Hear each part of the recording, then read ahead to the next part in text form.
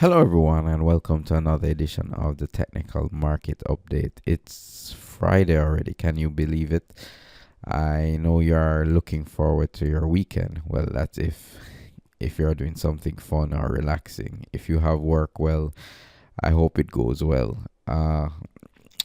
What's happening in the markets now is this is a chart of the British pound Australian dollar. This is a daily look, and this is the triangle we have been speaking about. And what happened this morning was the market traded above the trend line on the triangle, but has now settled back down into the triangle. So the triangle has not been broken yet. Taking a look at the 4-hour chart, we see that the market did not even close on the 4-hour chart above the resistance, the trend line.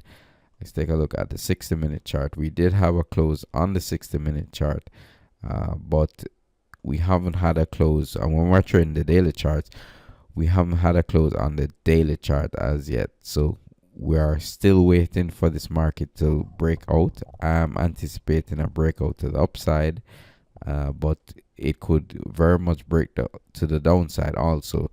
And in that event, we will protect ourselves with a small risk. And that's one thing I want to speak about when it comes to trading the markets.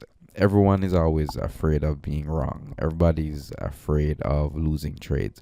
But if you are not risking that much, if you are risking a small percentage of your account, and that will vary based on the time frame you are trading. If you're a day trader and risking 3 to 5% of your account, that's just too high, because a day trader could have 5 trades in one day. And what happens if you are risking 5% per trade and all 5 trades go against you? In one day, you will be down 25%, which is completely unacceptable.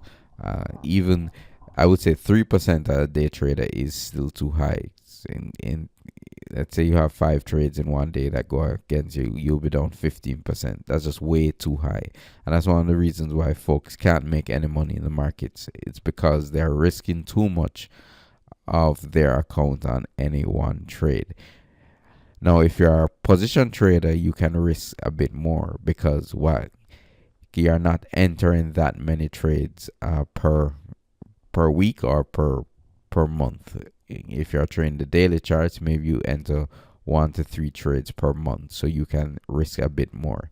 And also the daily charts are a bit more stable than the 15-minute charts, and the 5-minute charts which get a bit more erratic. So just keep that in mind in your trading. Remember, if you listen to these broadcasts, one thing I don't want you to do is to totally deplete your balance in your trading account and blow your account. And if you listen to the advice, keep very tight risk management parameters, you won't blow your account. Please, I hear too many stories of folks who have lost thousands and thousands and thousands of dollars in the markets because of poor risk management. And when I started out in trading, I did the same thing. So I just don't want you to just do the same thing. Okay, so we're looking, as I said, we're looking for a break in this British pound Australian dollar market, and maybe it will come next week, or maybe we have weeks to come of consolidation. Taking a look at the Australian dollar itself, we see that the market, let me just remove that. We see that the market went up to the 618 retracement level and is backing off a bit.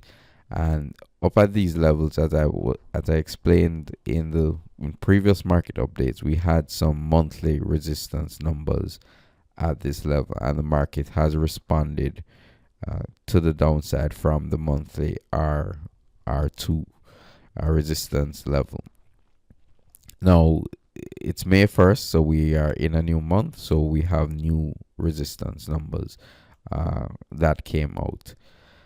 Taking a look at the euro, I mentioned that this area here would be an area of resistance, and the market is finding some resistance at this 112 region, this 112 111 region I spoke about.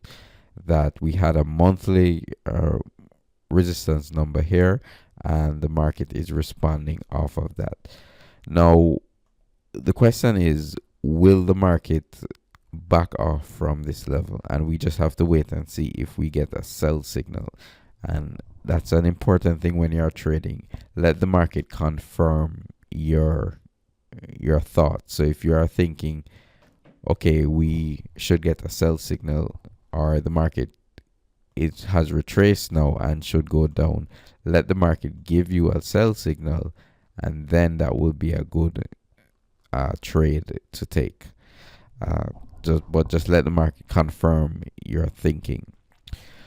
Okay, so we have a doji candle in the euro so far, and this is the triangle that the market broke out.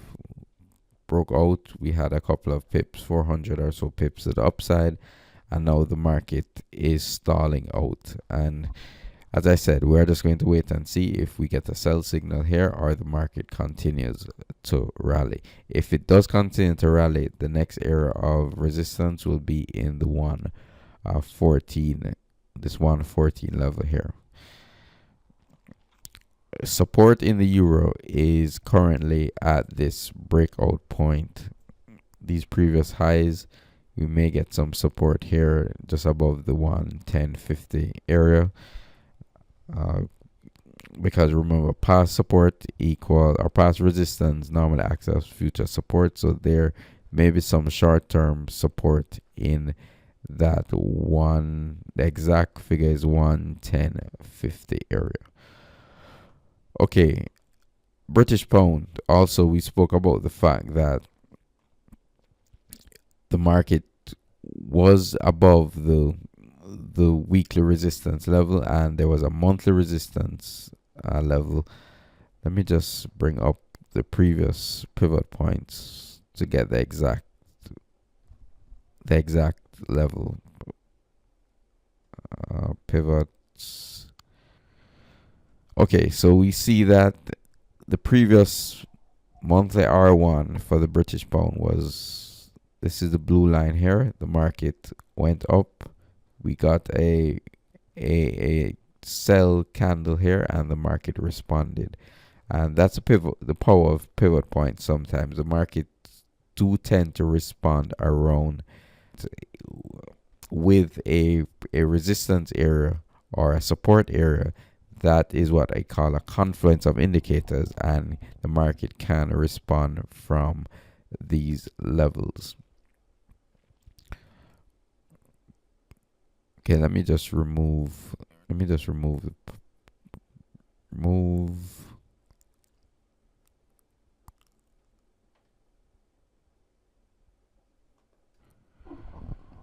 Okay, so I've removed the pivot points, and let's continue. The other market of interest is the Japanese yen, and what happened is that we were in a triangular consolidation. Let me draw the old triangle. The market broke out of this triangle, but this is an example of when nothing really happens. The market broke out of the triangle, came down, and is now testing the uptrend line of the triangle. It could test and continue down, or it can just continue back upwards. So not every time we get a break of a triangle, it then automatically means we're going to get a huge move up or down. Sometimes the market just meanders sideways also. Okay, the final market of interest is gold, and we see with gold the market is fairly weak. We broke in a previous briefing, we spoke about the channel, and the market is breaking down below that channel, which can be fairly bearish here, and we could see a challenge of first the 1140 area and the 1135 area. So we are going to keep an eye out on the gold market. And remember, sometimes gold, the Australian dollar moves. When the gold goes down, the Australian dollar sometimes moves along with it and moves down. So we're going to be watching the gold market, and we're also going to be watching to see how the Australian dollar responds to the gold market. Okay, so you remember the opportunities always present themselves in the forex market, especially if you just pay attention to what's happening. Yes, you may have some losing trades from now and then, but overall, if you pay attention to the markets and have a method that will allow you to consistently increase your portfolio as opposed to decreasing it, then that is the key. And today's May 1st. If you would like to take advantage of the signals sent directly to your brokerage account, you can click on the link below to get started. Remember, in a couple of months from now, I'm going to be speaking about some of these marvelous moves that took place in the market, and you have to decide whether you are going to be a part of them or you're not going to be a part of them. So take action and click on the link below. This is Beyond. I hope you have a wonderful weekend, and we'll see you next week. Thank you very much.